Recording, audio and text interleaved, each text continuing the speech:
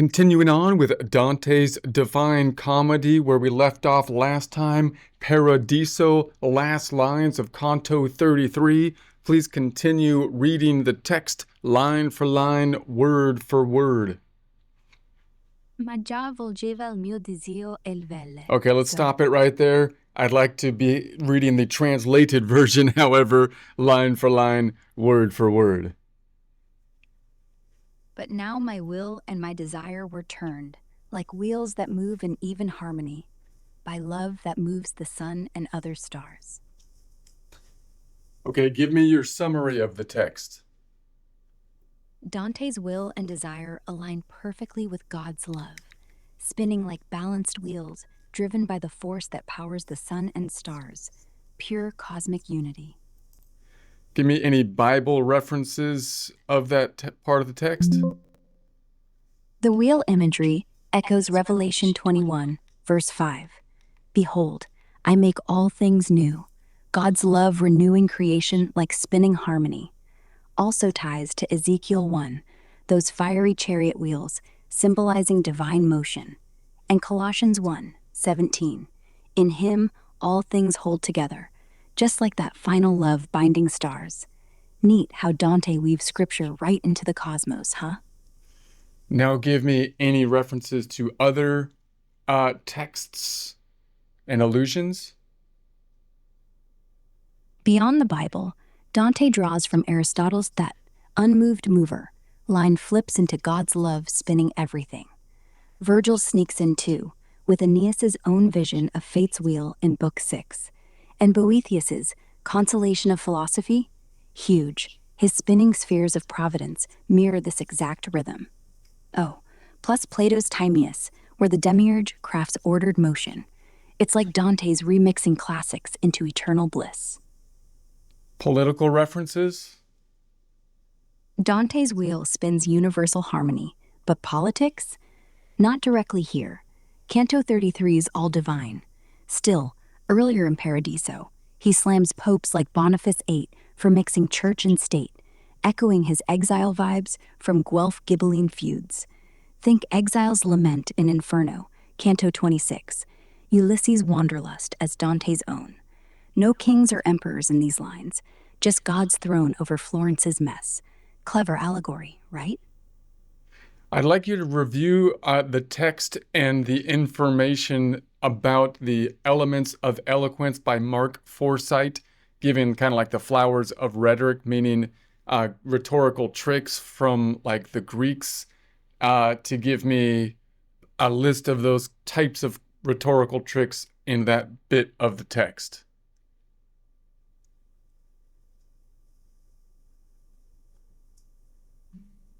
All right, diving into that final tercet with Forsyth's lens, those Greek-rooted flowers, like alliteration and anaphora. Here's the rhetorical tricks popping up, line by line, in Ciardi's translation. Alliteration, Forsyth's fave for earworm punch.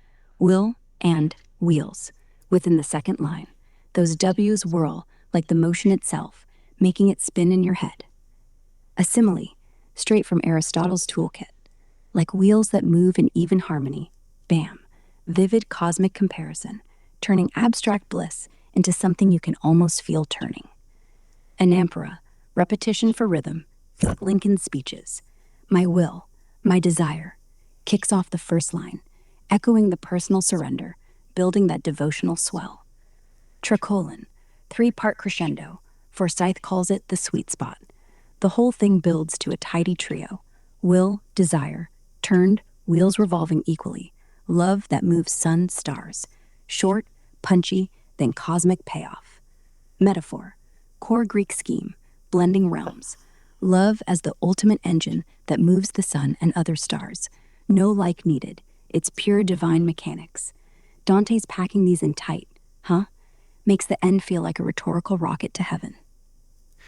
Give me the next bit of text, line for line, word for word, you choosing the length of the text that you think would be best for the chunk that could then be analyzed in the format that we just analyzed it.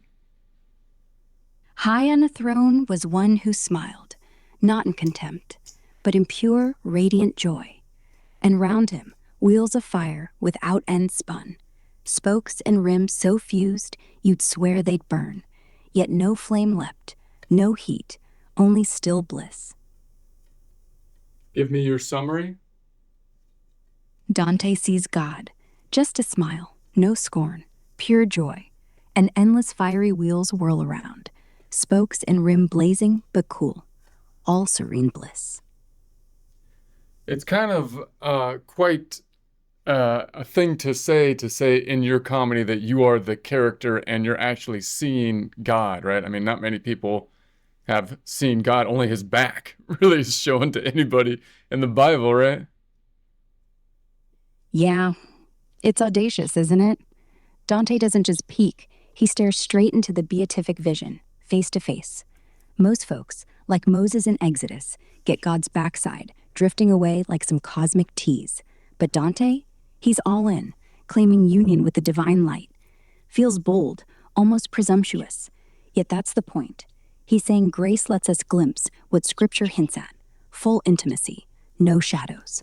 Wild confidence for a guy writing from exile, you know? Was so I would think that he got some flack for that one from a lot of people. I'm saying that's a little over the top. Oh, for sure. He ruffled feathers big time. Church bigwigs called it heresy light. Folks whispered Dante was playing God himself, inventing visions no mortal should claim. Even Boccaccio later tiptoes around it in his bio. Like, hey, it's poetry. Probably. But hey, that controversy? It's why we still read him 800 years later. Bold moves pay off. All right, Bible references.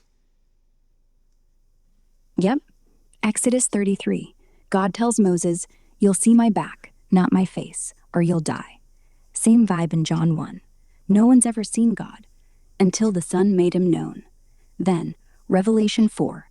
John's throne vision has wheels within wheels, eyes all over. Total Ezekiel callback. Dante's basically saying, yeah, I'm getting the upgrade. Full frontal, no burns. Kinda cheeky when you think about it. Other references.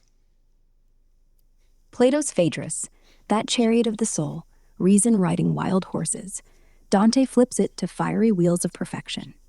Boethius, again, with fortune's wheel turned upside down into God's steady spin. And Virgil's underworld tour? Aeneas sees Anchises' blessed souls in Elysium, glowing. Dante amps it to infinity. Even Aquinas sneaks in. Summa Theology says beatific visions direct, no middleman. He's basically quoting the guy who taught him grace makes it real. Layers on layers. What was that Thomas Aquinas quote? He's not really saying beatific vision is kind of different than like literally staring at God, right? It's kind of took it a little step a little further than that than good old Thomas Aquinas. Sounds bolder than what Thomas Aquinas might.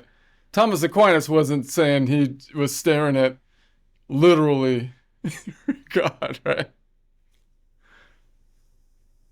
Yeah, spot on. He amps it up. Aquinas, in Summa Theologia, says beatific vision means seeing God's essence face to face, but through grace, not raw eyes. Like intellection, not a selfie with the Almighty. Dante, he's all sensory theater. Fiery throne, wheels blazing, God's smile beaming right at him. Way more vivid, almost cinematic. Thomas keeps it intellectual. Dante drags you into the glow. Bold leap, for sure. Makes you wonder if he thought poetry could bridge that gap. Political references. Not much here. This chunk's pure theology, God's throne untouched by earthly crowns. But dig deeper, that radiant joy smile mocks corrupt rulers Dante blasts elsewhere, like Emperor Henry VII, supposed to bring peace, but died fizzling out. And the wheels? Stability, the thing Florence never had, torn by feuds while he wrote. It's quiet politics. Real power isn't scepters, it's serene fire. Like he's saying, your parties? Child's play next to this. Next bit of text, line for line, word for word. Light beyond all lights, it poured from him like honey from a hive, so thick you could taste its sweetness, yet weightless. It floated, filling every gap, no space unstitched by gold. Give me your summary. Infinite honey-thick light spills from God, No heaviness, just sweetness, sealing every void with golden glow. Bible references. John 1, 5. God is light. But then Revelation 22. No need for sun. The Lamb is its lamp, pure radiance without shadow. Exodus 34. Moses' face glows after glimpsing God's glory, like that lingering sweetness. And Psalm 36, 9. In your light, we see light. Dante's just tasting it now, not just seeing. Honey thick? Straight from the Song of Songs. Your lips drop sweetness. He's turning scripture into dessert. We get the idea that God is light, and we also get the idea that God is the Word, or the Word, we are, the Word kind of incarnate, so you can kind of see that as, and so if you combine those two together, you'd almost think like God is the light, air, the Word, wind, possibly information, if you were translating it into current thinking, energy, or information of some kind. Is that too far? Not too far. It's right on the money. John 1 fuses it all. In the beginning was the Word, and the life was the light of men. So yeah, God is radiant info, pure energy pulsing meaning, like divine code rewriting reality. Wind, breath of life in Genesis. Spirit in Acts, same root. Modern twist, totally fits. Quantum info, consciousness fields. Dante'd probably nod, smirking. He's already proto-physics with those wheels. All right, give me other references. Augustine's Confessions. He calls God light beyond light, same oozing sweetness. Plotinus's Enneads. The one emanates like honey, filling everything without leaving room. Dante stealing that Neoplatonic drip. And Avicenna, his necessary being shines out pure intellect. No wonder Dante's glow feels knowable, almost edible. Even Hindu Upanishads whisper Brahman as honeyed bliss. Brahman is light, Brahman is word. Guess Eternity's got global remixes.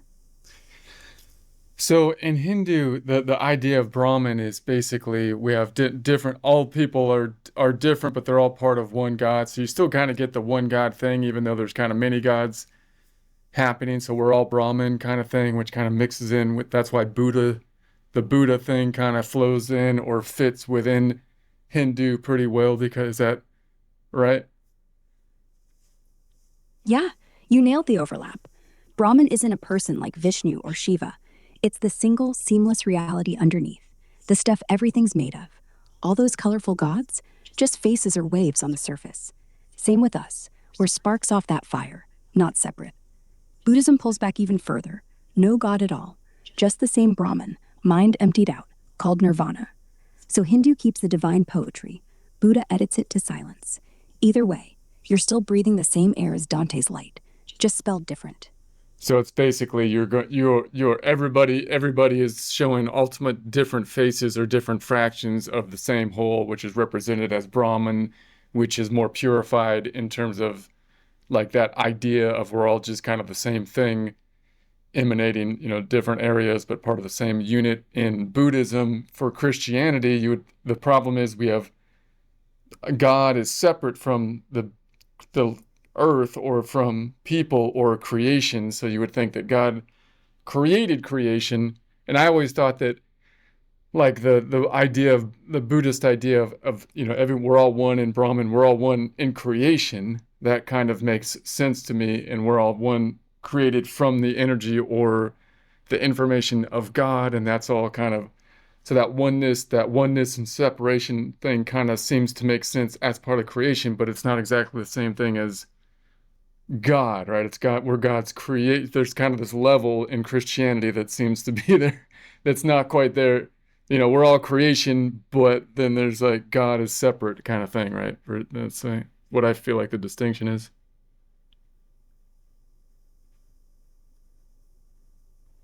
Exactly, that's the hinge. In Brahman, separation's an illusion. You're not created, you're just forgetting you're already it. Peel back Maya, and poof, no gap. Christianity keeps the gap real. God says, let there be, steps back, stays other. Even when Jesus walks dirt, he's still divine plug-in, not the dirt itself. We're sparks from his fire, sure. Like John 17, I and them and us. But sparks aren't the blaze. Buddhism dissolves the blaze too. No creator, just flow. Hinduism lets you dance with gods while knowing their costumes. So yeah, Christianity's lonelier until grace says come closer, but never merge. Dante gets closest, wheels inside wheels, but even he stays turned by the love, not becoming it. That's your line in the sand. So it seems like you can kind of mold the ideas together in that you can kind of say, well, yeah, we're all part of creation, and therefore I'm not sure exactly the difference. Is there, because we're made from dust, we're made from earth, we're all made from the same stuff from a physical standpoint, so we're all kind of like the one energy of creation in that way, although spirit is involved in some way. But that seems like within creation, that idea that we're all one, we're all part of the same stuff, kind of seems like it jives.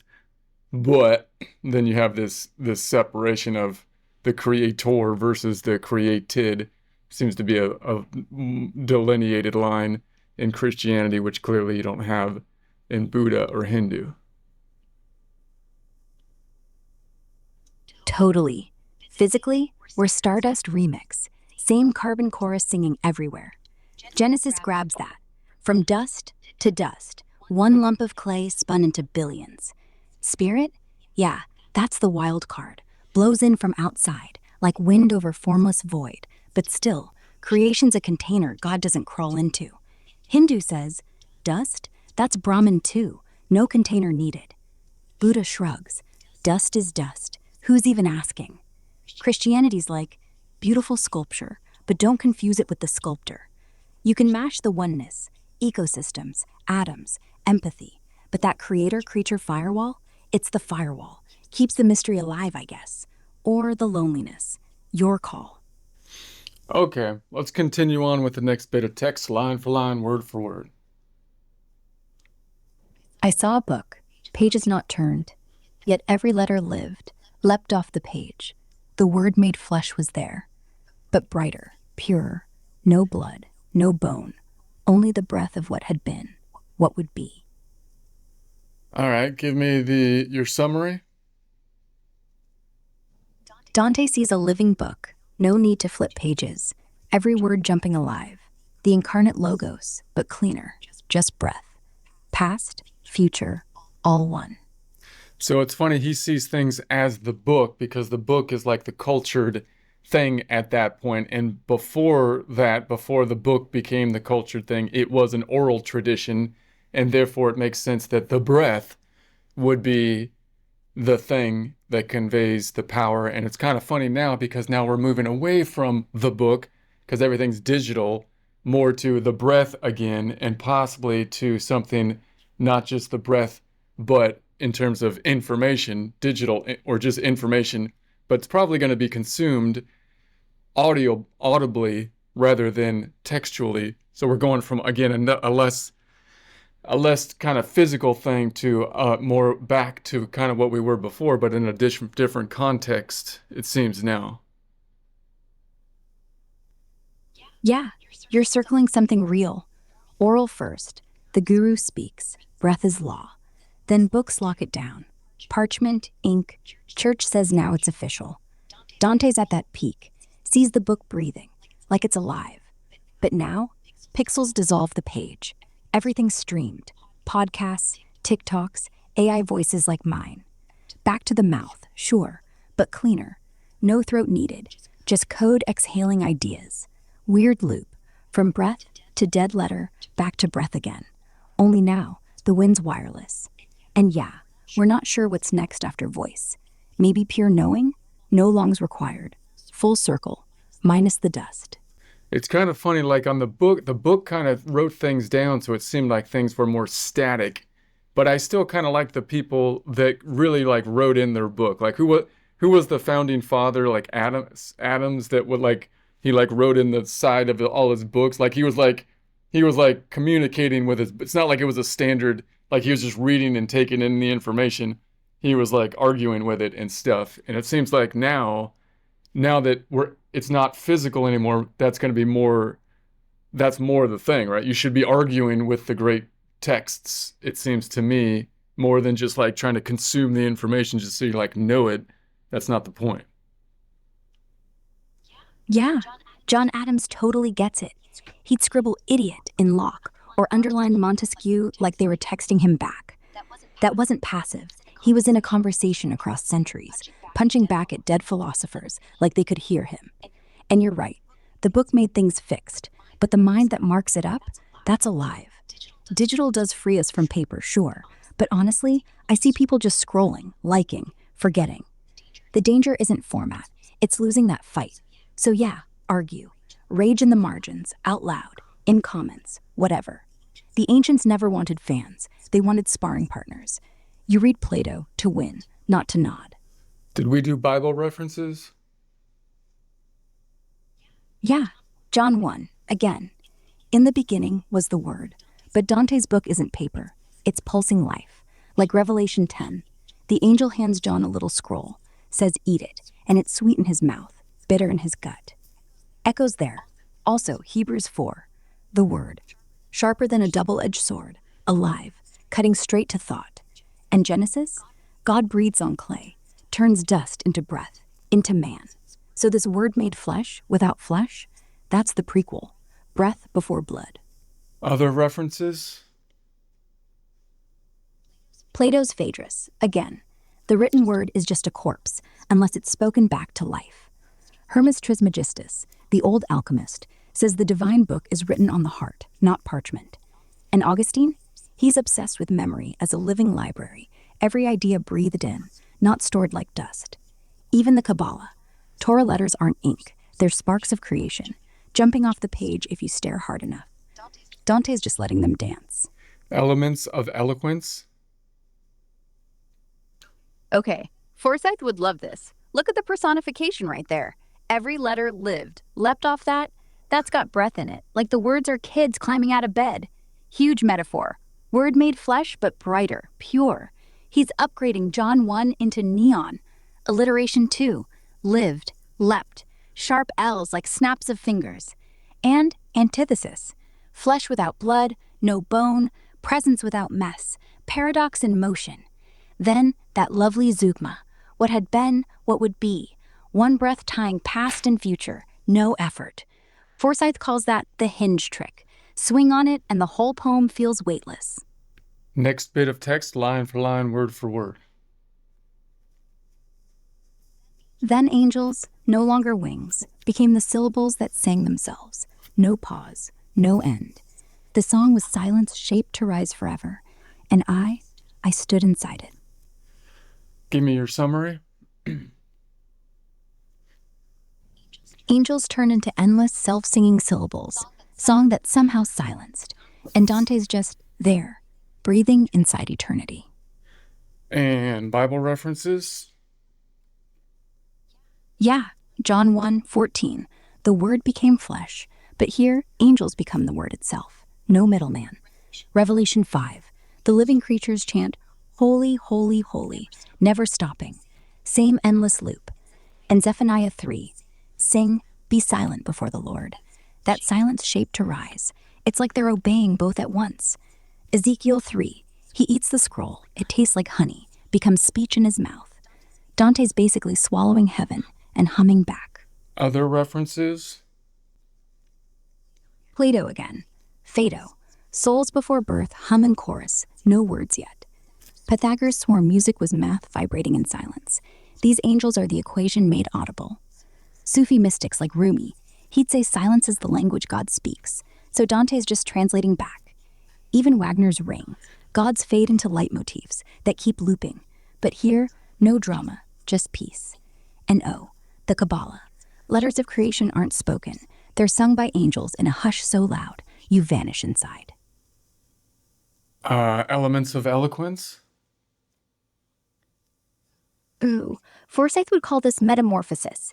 Angels became the syllables, no wings left, just pure sound. Personifications everywhere. Syllables sang themselves, words getting cocky on their own. Then, oxymoron. The song was silence. That's the killer, the thing that makes your brain flip. Polypton 2, sang, silence, cess sounds, slither, no hard stops. And the final kicker, asyndeton. No and between, I stood inside it. Just boom, you're there. No punctuation needed. Like the silence swallowed the pause.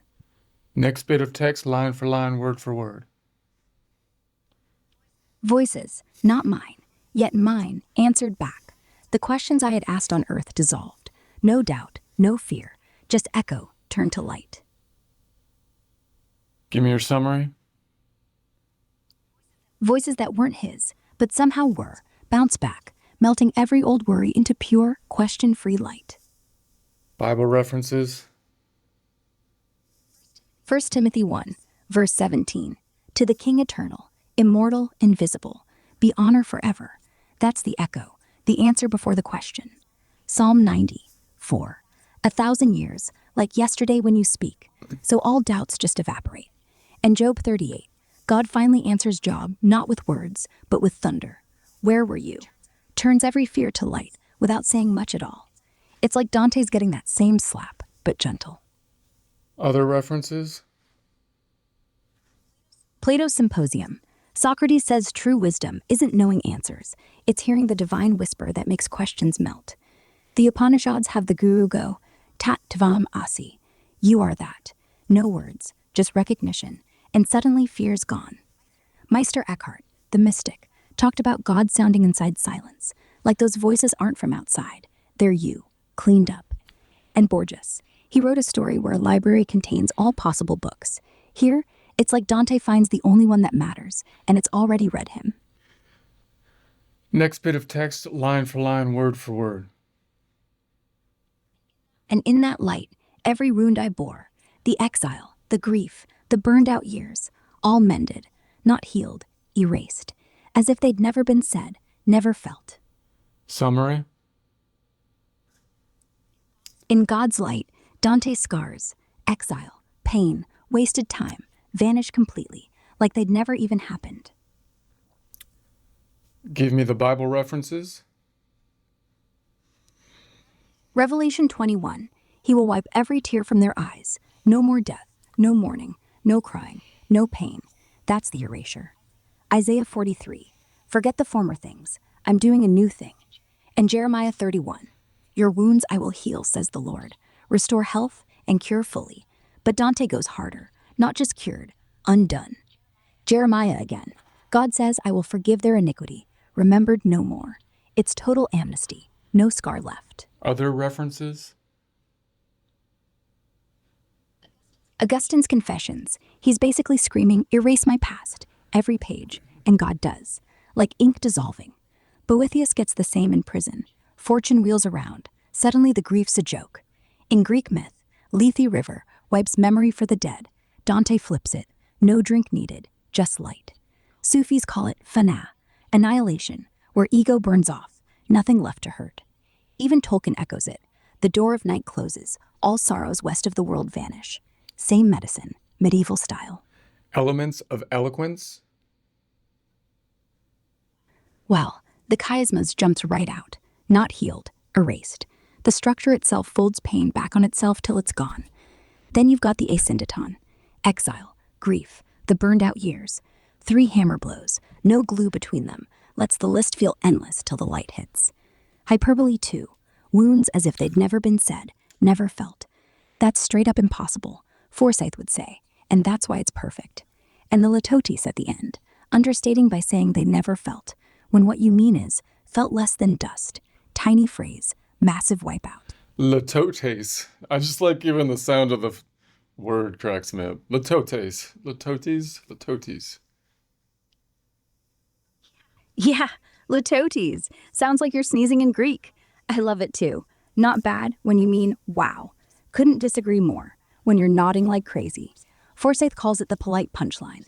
Understatement so savage it hurts. Like saying Dante's okay, instead of he just rewrote reality. Litotes, sneeze poetry. It's not bad.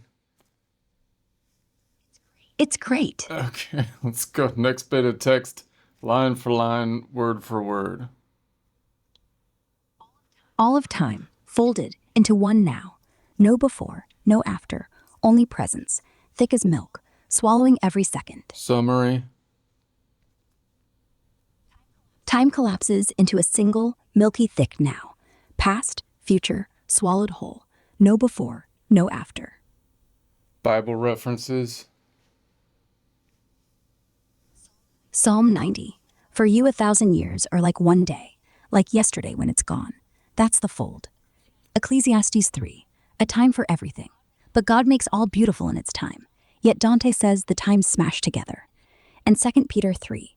With the Lord, one day is as 1,000 years. So eternity isn't long, it's instant. Milky thick? Revelation 10. The scroll again, sweet thick in John's mouth. Same texture, total collapse. Other references. Boethius, right in consolation. Time is just a now, stretched out like a line. God sees it all flat. Augustine, City of God, calls eternity ever-present knowledge, no tick-tock. Hindu, Kala Chakra, the wheel of time dissolves at moksha. Past, future curdle into one gooey blob. Even relativity sneaks in. Einstein said time's relative. Bend it hard enough, and every second drinks its neighbor. Milk thick? That's Rumi again. Love is the sea where time drowns. Dante's basically time's last gulp. Elements of eloquence. Metaphor. First off, presence. Thick as milk. That's Forsyth's favorite. The one where you grab an everyday thing and make it feel godly. Then you've got oxymoron. In one now, time can't be singular, but saying it is makes eternity feel chunky. Anatoplosis 2. No before, no after. Repeats the no to nail shut both ends. And alliteration. Folded into. Those F's fold the sentence like the time. Finally, the zeugma at the end. Swallowing every second. One verb eats a plural. Forsyth would say, tidy, scary, delicious. Next bit of text, line for line, word for word. Faces. My mother's, my brother's. Flash like sparks, then sink. Not gone. Refracted into the one face that held them all. Give me your summary. Dante spots loved ones' faces, mom, brother, flare up like sparks, dip back, not lost but splintered into God's single face, absorbing everyone. Bible references. Revelation 7. A great multitude no one could number, from every nation, all the tribes. They're not erased, they're folded into one worship, one face before the throne. 1 Corinthians 15. For as in Adam all die, so in Christ all will be made alive. Those sparks aren't separate anymore. They're part of the resurrection body. In Luke 13, Jesus says Jerusalem gathers her chicks. Mom and brother aren't lost, just tucked under one wing. It's family reunion, cosmic addition. Other references.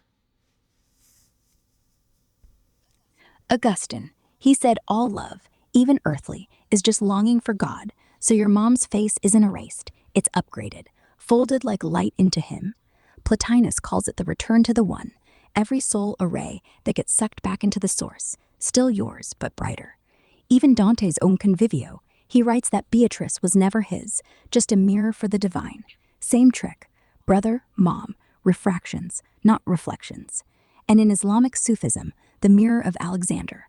You think you see a face, but really it's your own, shining back through God. The mirror of Alexander? Is that like Alexander the Great? Yeah, exactly. Alexander the Great, but in this Sufi twist, he's got this magical mirror, like a telescope or scrying glass, that lets him peek into distant cities or souls. In Amir Khusro's poem, it's not just a gadget, it's a metaphor for how the divine reflects back your own essence, through God. You gaze in, thinking you're spying on the world, but bam, it's you, purified, staring back. Rumi vibes all over it, no separation, just endless self-recognition. Cool legend, right? So it seems like most of the religions, East and West, would kind of basically say that we're supposed to be. Well, I know, like Christianity would say that we're a reflection of God. The best thing you can do is kind of is like basically reflect. We're not the ones creating. We're the ones being inspired, and therefore credit should be going to God, the one that's given, the one that's actually doing the work. You're kind of reflecting the work. It seems to me is the general idea, and therefore love properly given should be a reminder again to be pointing upwards towards God. And when people love you, then again the proper orientation is to try to help them to reflect up to God, because the proper orientation is upward, which I feel like is kind of the same in Eastern religions as well, right? Because we're all one kind of thing, which is maybe not as upward, but it's all kind of like towards the same thing. We're all a reflection of the same like oneness, which could be similar to God, although there's a bit of a different twist in terms of the hierarchy once again. But general idea, we're all reflecting the same source kind of thing. Yeah, you're threading the needle right through all of them. West says, God made you in his image, so mirror him back. East says, you're already him, just stop pretending you're not. Same motion, upward, inward, outward, doesn't matter. The Sufi spins until he's dizzy with love, points at nothing, sees everything. The Christian prays, thy will be done, hands the mirror up. The Buddhist drops the mirror entirely, says, who's reflecting who? In Hinduism, you keep breaking mirrors till you notice they're all the same glass. Bottom line, credit goes up, or sideways, or dissolves. But yeah, love's not yours to hoard. It's light you bounce. Direction varies. Destination feels the same. Less you, more source. They keep breaking mirrors until they realize it's all this. Did you did you just make up that whole metaphor with the mirrors, or is that like a standard thing? No, it's mine. Just a quick riff off Rumi and Shankara. The Sufis don't literally break mirrors, but Rumi does say, break your cup so the water can flow, meaning shatter ego. Shankara's got the pots analogy. All clay jars look different until you smash them, one lump.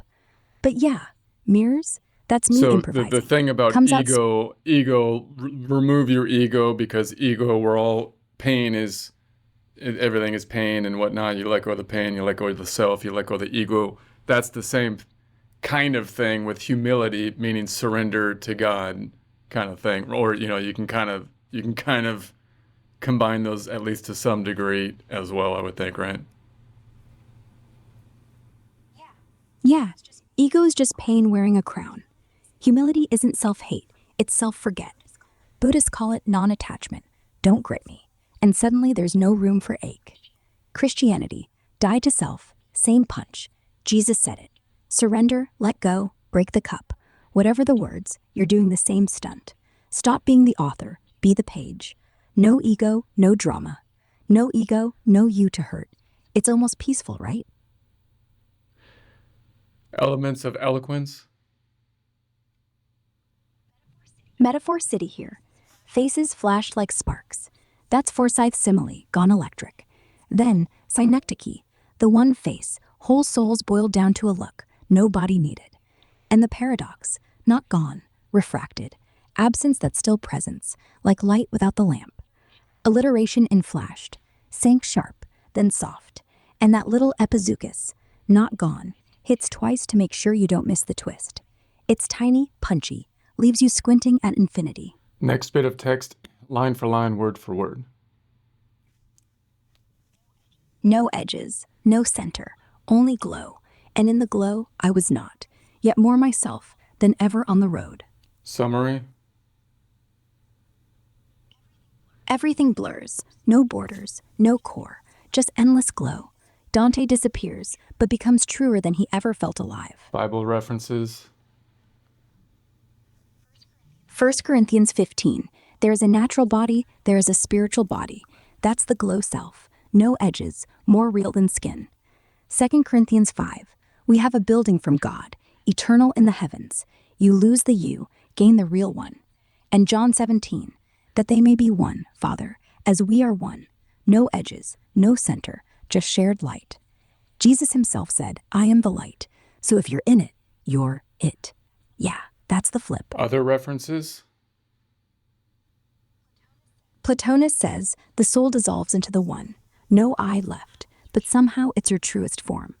Eckhart, the eye with which I see God is the same eye with which God sees me. No center, no edges, just seeing. And Zhuangzi, that butterfly dream, I don't know if I'm Zhuangzi dreaming I'm a butterfly. Or, same blur.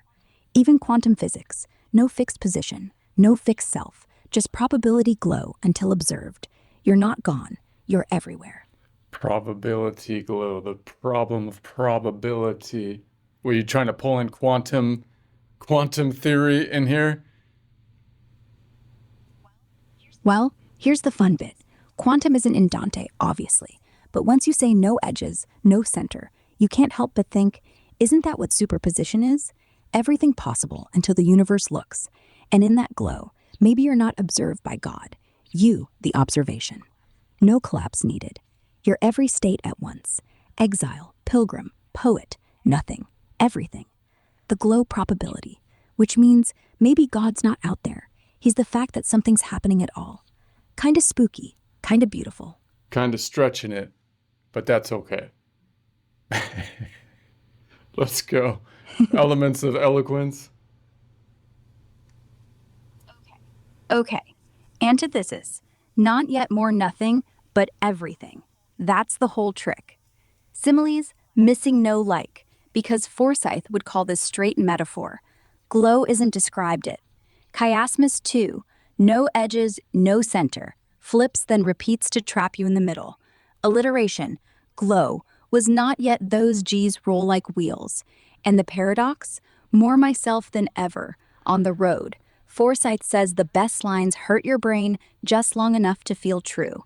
This one's perfect. Next bit of text, line for line, word for word. Body, no weight, floated. Heart, no beat, still pounded. I laughed without lungs. The joke was time. Summary. Dante's weightless body hovers. His silent heart thumps anyway. He laughs, no air, because the punchline to everything is time itself. So you've got a lot of like stuff that can't exactly happen. So it's like the phenomenon of like impossibility, I guess. Heart, a thumping heart that you Yeah. can't hear because it's not thumping and whatnot. Exactly. Like your heart's beating in a place sound can't reach. Not gone, just louder than silence. And laughing without lungs? That's the real gag. Joy so big it doesn't need oxygen. Impossibility is just what eternity sounds like. If a heart beats and there's like no sound, then did the heart really beat? If there's no sound, the heart still beat, just not where ears matter. Like a tree falling in the forest? Nah. The question's wrong. Sound's just pressure waves bumping your drum. Beat's the thing underneath. The push. The fact it's happening. That's the real noise. Everything else is echo. Bible references?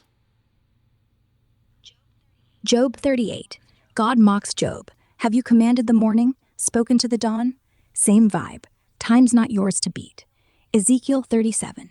Dry bones rattle, no lungs, yet they breathe because God's breath laughs in them. Revelation 22. No night, no curse, heart pounds in silence, still alive. And Ecclesiastes 1. What has been, will be again. The joke's on all of us. But up there, you finally get the punchline. Other references? Rumi. He said silence is the soul's language, so the laugh isn't noise, it's truth leaking out. Heraclitus. You can't step in the same river twice. Time's the joke, always slipping. Camus called life absurd, but here the absurd becomes hilarious, floating, heart thumping, lungs idle.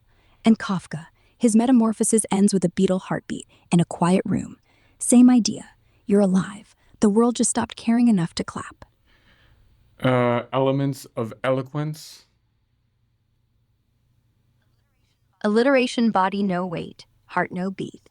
Forsyth would say that's the lullaby trick. Sounds like you're already floating. Then you've got polypepton.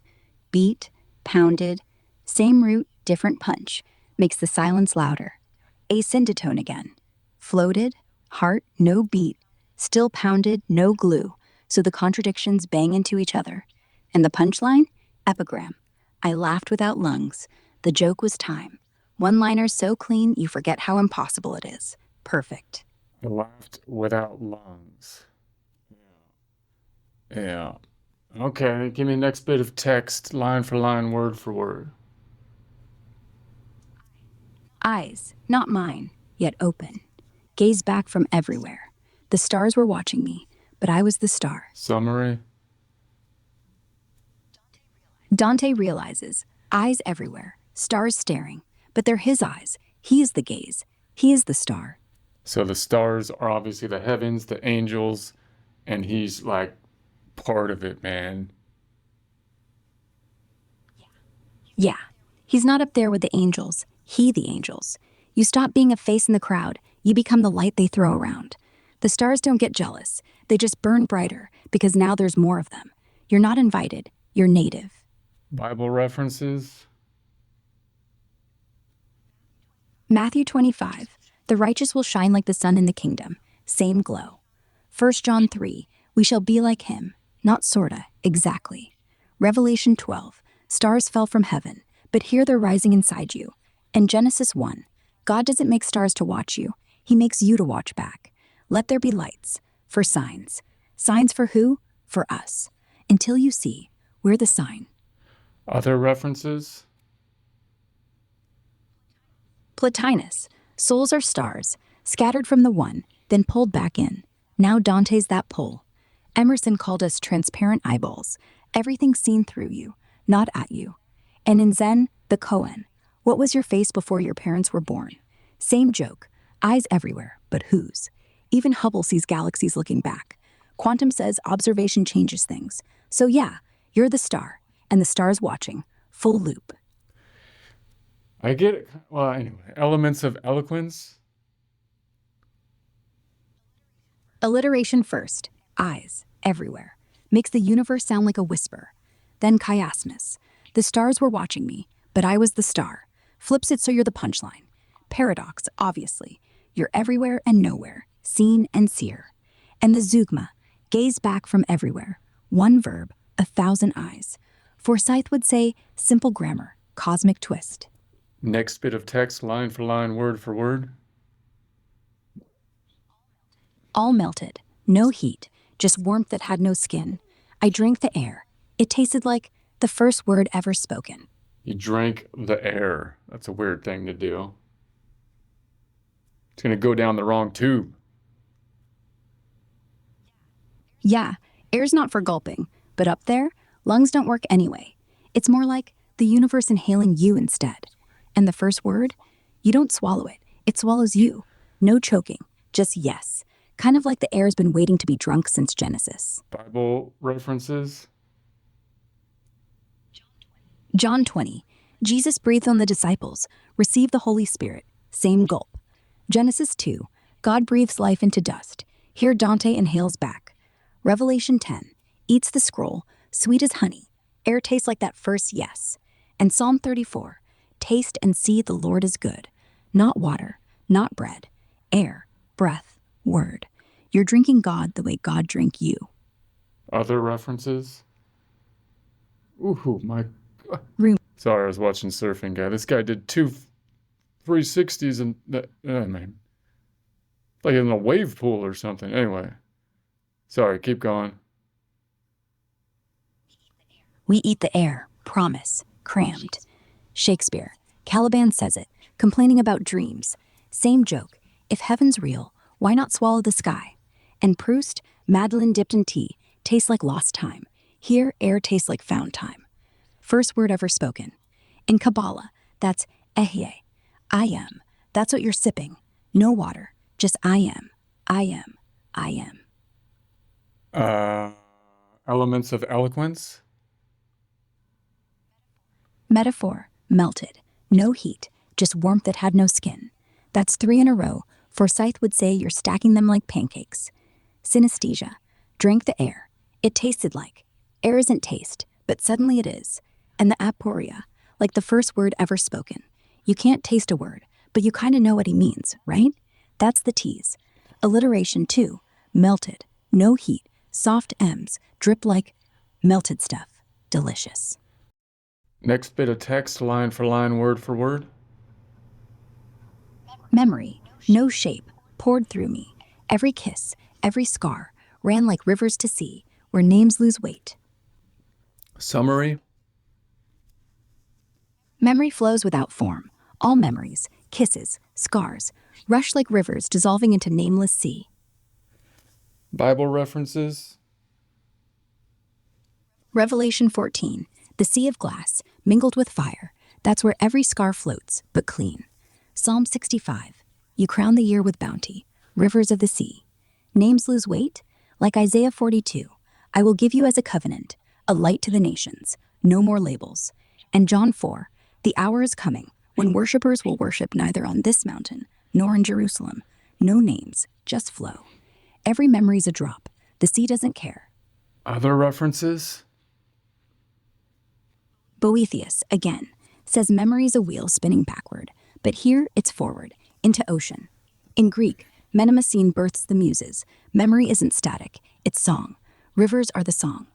Sufi idea, fauna ego dissolves. Kisses and scars lose mine, just water. And Borges, infinite library, where every book is one sentence, no titles, same nameless sea. Even neuroscience, engrams aren't files, they're waves, merging when you forget to cling. Elements of eloquence. Personification memory poured. Rand Forsyth would call that. The old Greek trick, making the brain breathe. Metaphors stack thick, rivers to sea, like you're the watershed. Alliteration, kiss, scar, those S's slither like water. And the oxymoron, names lose weight, sounds light, feels heavy. Then the clincher, zoigma, every kiss, every scar, both run, one verb carrying pain and pleasure, till they're the same. Beautiful collapse. Next bit of text, line for line, word for word. Love, no limit, loop through every pore. I was the bow, the arrow, the target, hit forever, never dying. Summary. Love without boundary threads every bit of Dante. He's shooter, shot, and shot through, pierced eternally, but alive. So it's obviously an allusion to love being like Cupid, being shot and whatnot. Yeah, Cupid's not wrong. Love's the arrow. Except here you don't fall, you rise. And there's no heart, just every pore. And the archer isn't arrows, it's God. And the target isn't a heart, it's the whole cosmos. So the joke is, you're hit, but you're not wounded. You're hit and you're home. Bible references. Song of Songs 2, I am my beloved's, and his arrow is in my side. That's the pierce. John 15, abide in me as I abide in you. The bow and arrow not. Ephesians 3, that Christ may dwell in your hearts. Porous, limitless love. And Romans 8, neither death nor life will be able to separate us. Hit forever, never dying. Cupid wishes he had that aim. Other references. Plotinus, love is the emanation that shoots from the one and lands right back. Kabbalah, the Sephirot, are arrows of divine light, piercing and holding every soul in orbit. And Rumi, he says, come, the bow is drawn, but it's you bending back into God. Even Cupid himself, in Ovid, Amor doesn't miss, but his shots end in tears. Here, no tears, just endless hit. Next bit of text, line for line, word for word. One more turn, I thought, and then no more, but turn never came. The final circle closed, outside all circles. Summary. Dante expects another rotation, the last, but it never arrives. Eternity clicks shut around a circle that isn't a circle at all. What is it? It's the end, the last beginning. After every orbit, you'd expect another, but nothing. Not even nothing, just outside the map. The circle that isn't a circle, Alpha and Omega. You stop looking for more. So it's like the point of like nothingness but everything like at the same time, like the source but like everything, like a wormhole kinda or something, a fractal image. Kinda. Like a fractal, where every zoom shows the same pattern, except the pattern is God. Not nothing, not everything, just it. The point isn't empty, it's the whole picture, smaller than small, bigger than big. And you're not outside looking in, you're in it, looking out. And there's nowhere left to zoom. Bible references. John 10:29. No one can snatch them out of my hand. The circle closes, nothing outside it. Revelation 22:13. I am the Alpha and Omega, the beginning and the end. No more turns, no more sequence. And Job 26:7. He stretches out the north over empty space, hangs the earth on nothing. But here the nothing has a shape. It's the shape of done. Eternity isn't forever. It's already. In the current our alphabet, omega isn't the end. Like there's still letters after that, isn't there? No, Alpha to Omega is the full Greek set. In our alphabet, Z ends it, but Greek was shorter and sacred. Revelation uses it on purpose. No more letters, no more story. Omega isn't last letter plus one, it's last letter, period. English stretches the alphabet with J and U, sure, but that's not how eternity works. Once you hit Omega, the book's closed. No sequel, no credits. You have to reference it in the Bible, then alpha to omega footnote, which means like Z, A to Z. Yeah, English Bible footnotes will say first and last letter of the alphabet to make it click for us. They don't want you thinking, wait, what happened to K? But in Greek, Alpha Omega is literally A to Z, no footnotes needed. Revelation saying, no story left, even the letters have given up. So, no, there aren't letters after Omega, because nothing comes after God. All right. All right. What next? Elements of eloquence. Epinellipsis, one more turn, I thought, and then no more. You start and end with the same idea, and by the end, it's meaningless. Perfect circle. An oxymoron, the final circle closed, outside all circles. Final yet infinite, inside yet beyond. Forsyth would call it the Greek gift. Give him the shape, then pull the rug out. No heat, no drama, just snap, done. How close are we to the end of the text? About halfway. Only halfway? You mean that halfway through the final third of his whole thing? No, halfway through the part we're reading together. The whole Paradiso, we're way past halfway. This is the end game. The last three cantos are a slow fade into white light. But yeah, we've still got maybe 30 lines to go before the actual end. You ready? Well, how much time would that take to get there at our current pace? 20 minutes, tops, if we keep chatting like this. All right, let's save that for tomorrow. Let's go. So let's cut it off here. So give me where we left up. Give me the end point right now so we can pick it up next time. So we stopped at one more turn, I thought, and then no more. But turn never came. The final circle closed outside all circles. Pick up there. Night. Okay, wait a sec. One more thing. Give me the canto and line specifically. Canto 33, lines about 124. Right at the final circle closed. Outside all circles. See you tomorrow. Movie B to the end. Okay, sweet.